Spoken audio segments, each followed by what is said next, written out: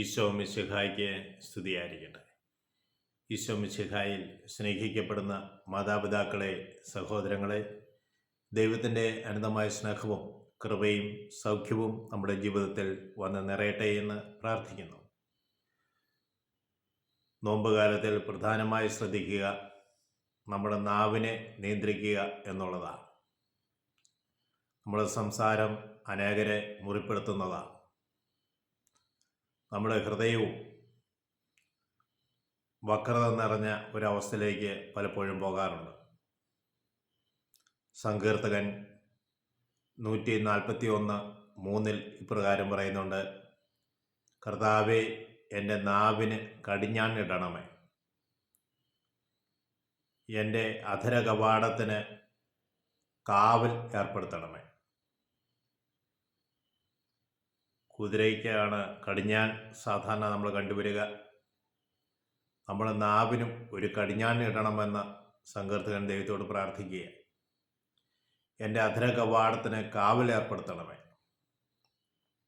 എൻ്റെ വായിൽ നിന്ന് അനേകരെ മുറിപ്പെടുത്തുന്ന മോശമായ വാക്കുകളൊന്നും കടന്നു വരാതിരിക്കുവാൻ, പെട്ടെന്ന് എടുത്തു ചാടി പറയുന്ന, അനേകരെ വേദനിപ്പിക്കുന്ന സ്വഭാവമാണ് എനിക്കുള്ളതെങ്കിൽ എൻ്റെ നാവിനൊക്കെ കടിഞ്ഞാണിടണമെന്ന് നമ്മൾ പ്രാർത്ഥിക്കുക. മത്തായിയുടെ സുവിശേഷം 12-ാം അധ്യായം 36-ാം തിരുവചനം ഇങ്ങനെ പറയുന്നുണ്ട്: കർത്താവ് നമ്മോട് അരുളി ചെയ്യുന്നു,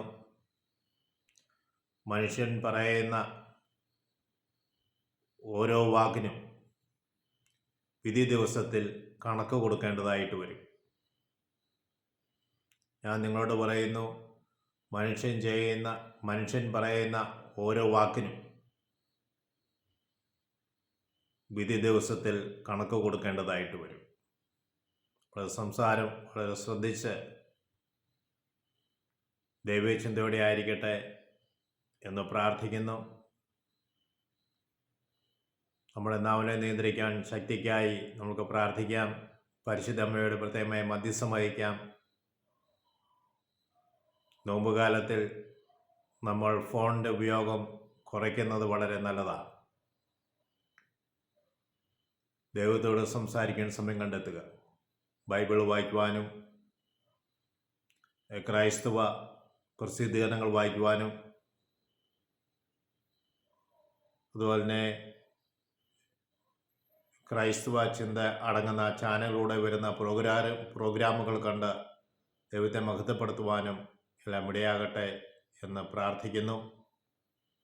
എന്നെ ശ്രവിച്ച ഏവരുടെ മേലും പരിശുദ്ധാത്മാവിന്റെ അഭിഷേകം ഉണ്ടാകട്ടെ എന്ന് പ്രാർത്ഥിക്കുന്നു. പിതാവിനും പുത്രനും പരിശുദ്ധാത്മാവിനും സ്തുതി. ഈശോ മിശിഹായ്ക്ക് സ്തുതിയായിരിക്കട്ടെ.